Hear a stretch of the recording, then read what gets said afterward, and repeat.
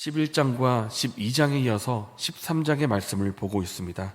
이것은 모두 같은 맥락으로 볼 수가 있는데, 그동안 그들을 구원하였고 은혜를 베풀어 주신 하나님의 이 은혜에 대해서 배반 행위를 했다는 것, 그 배반 행위로 말미암아서 결국 비참한 결말을 맞게 되고 또 하나님의 심판을 받게 된다는 그런 맥락의 내용이 11장부터 13장까지 계속되고 있습니다. 그들이 어떻게 하나님 앞에 범죄하고 배반 회개를 했는가 하는 것을 크게 네 가지로 말할 수가 있는데, 1절과 2절에 나오는 우상 숭배가 있고, 6절 말씀에 나오는 교만함이 있고, 9절 말씀에 하나님을 대적함에 있고, 또 16절에 마지막으로 배반하는 것에 있습니다. 먼저 1절 말씀입니다.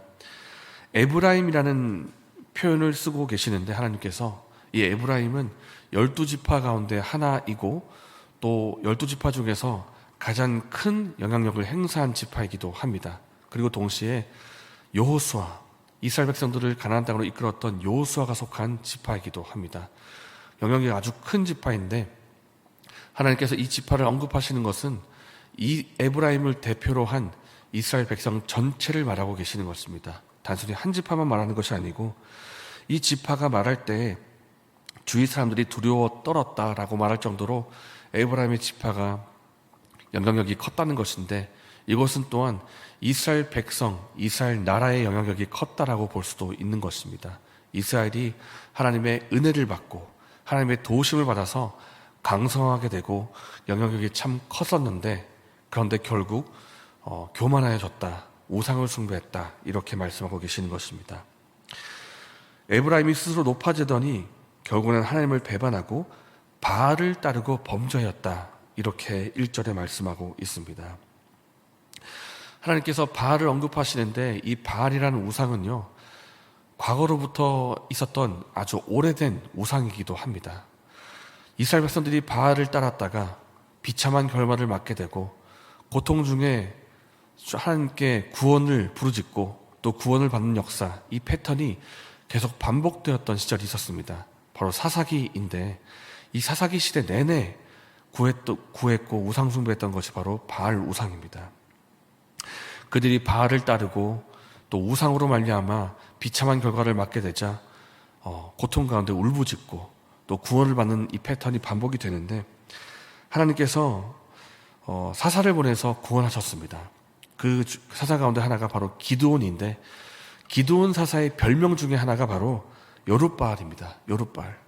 그것은 바로 바알과 싸우는 자, 바알과 겨루는 자라는 뜻인데, 이렇게 하나님께서 우상과 싸우는 자, 바알과 겨루는 자라는 사사를 일으키실 정도로 우상을 싫어하십니다. 우상을 싫어하시고 우상을 버리기를 원하시는데, 그럼에도 불구하고 이스라엘 백성들이 계속해서 바알 우상을 섬기고 따랐다라는 것입니다. 그런 백성이 이스라엘이었다. 하나님께서 우상을 계속하여 섬기는 이스라엘 백성에 대해서 3절에 이렇게 표현하십니다. 이러므로 그들은 아침 구름 같으며 쉬 사라지는 이슬 같으며 타작마당에서 광풍에 날리는 쭉정이 같으며 굴뚝에서 나가는 연기 같으리라. 이 모든 것들의 공통점이 있는데, 눈에는 분명히 보입니다. 눈에는 보이지만은 바람이 불거나 잠깐 시간이 지나면 금방 사라지는 것들을 표현하고 있는 것입니다.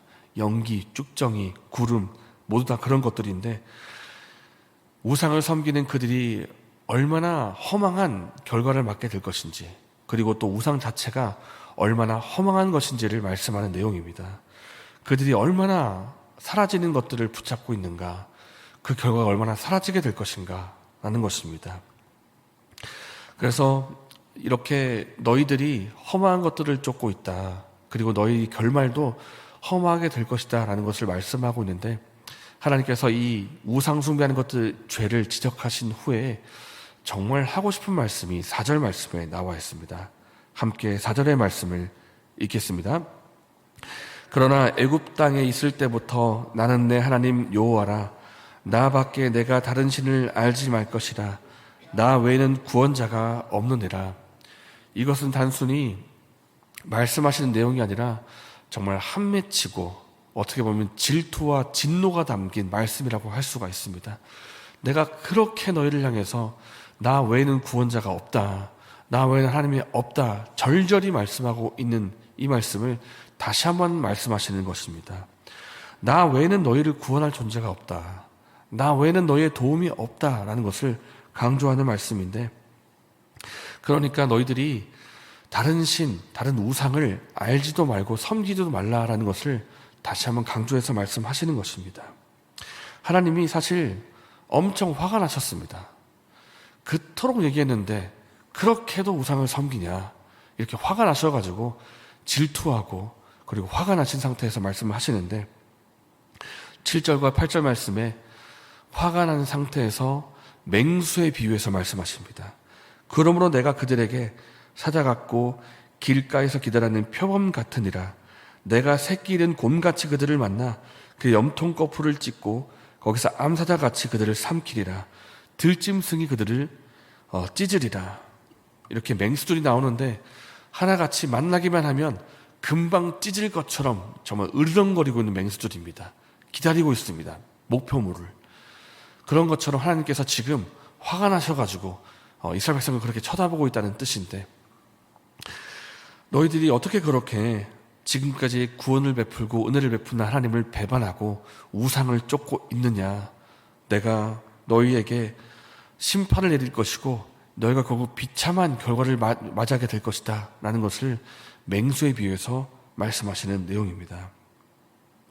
그러면 하나님께서 줄곧 말씀하셨고 우상을 숭배하지 말고 또 강조하시기를 나 외에는 구원자가 없다, 나 외에는 참된 신이 없다, 너의 유일한 도움은 나 하나님이다, 이렇게 강조하시지만 왜 계속해서 이스라엘 백성들이 우상을 쫓고 있는가라는 것입니다. 정말 우리가 보기에도 어리석어 보이지 않습니까? 이스라엘 역사를 통틀어서 볼 때에도 우상을 쫓다가 비참하게 되는 이것을 계속 반복하고 있는데, 근데 왜 계속 우상을 쫓고 있는가라는 것입니다.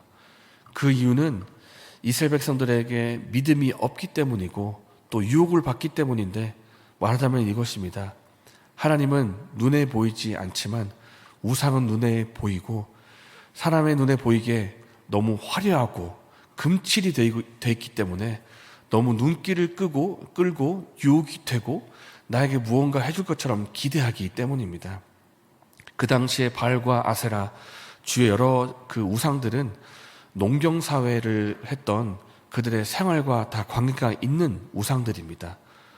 비를 많이 준다고 하는 바알의 신, 자녀를 많이 낳게 해준다는 아세라 신, 그 이외에도 생활에 모두 다 필요한 그런 우상들을 갖다 놓은 것들입니다.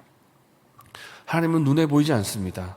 그렇기 때문에 당장 눈에 보이고 당장 손에 잡힐 것처럼 보이는 바알과 아세라와 우상들을 손에 잡는 것입니다. 바알에게 가면 비를 내려준다더라. 그러니까 우리 농사 잘해야 되니까 바알에게 가서 절하고 기도하자. 아세라에게 가면 자녀를 많이 낳게 해준다더라. 지금 자녀가 빨리 안 나오니까 하나님은 응답하지 않는 것 같고 눈에 보이지 않으니까 당장 아세라에게 가서 절하고 기도하자, 이것입니다. 그런 것처럼 우리 시대에도 눈에 보이고 손에 잡히고 강력해 보이는 것들이 많이 있습니다. 세상 가운데 돈이 있고요, 권력이 있고요, 사회적인 지위가 있고요, 사람이 있습니다. 모든 것들이 다 반짝이고 있고 손을 뻗으면 도와줄 것 같은 그런 것들이 세상 가운데 널려 있기 때문에 이것이 우리에게 유혹이 되고 우상이 되는 것입니다. 그러나 지난번에도 말씀을 드렸지만은 이 우상의 영어 단어 자체가 아이돌이라는 것인데, 아이돌의 뜻 자체가 허망함, 신기루, 이런 뜻입니다. 눈에 보이고 손에 잡히고 무언가 도움이 될 것 같지만은 신기루와 같은 것이고 결국 허망한 결과를 줄 뿐입니다. 오히려 그 우상이 우리를 산채로 삼켜버릴 것입니다. 그렇기 때문에 하나님께서 누누이 말씀하십니다. 그것은 너에게 참된 신이 아니다. 그것은 너에게 참된 구원과 도움이 아니다. 나 하나님이 너의 구원이고 너에게 도움이다 말씀하시는 것입니다. 사랑하는 여러분, 오늘 저 여러분에게 하나님보다 더 반짝이고 더 유혹이 되고 더 커 보이는 것은 어떤 것이 있습니까? 돈입니까? 사람입니까? 아니면 권력과 지위입니까? 그것이 아무리 반짝인다 할지라도 그것이 우리에게 참된 구원과 도움이 될 수 없다는 것을 우리가 마음속에 새기기를 원합니다. 하나님보다 더 소중히 여기고 더 사랑하는 것이 있었다면 그것을 내려놓을 수 있도록 그렇게 결단하고 지금부터 오늘부터 하나님을 더 의지하고 섬기는 저 여러분 되시기를 바랍니다. 이 시간 말씀을 생각하면서 기도하겠습니다.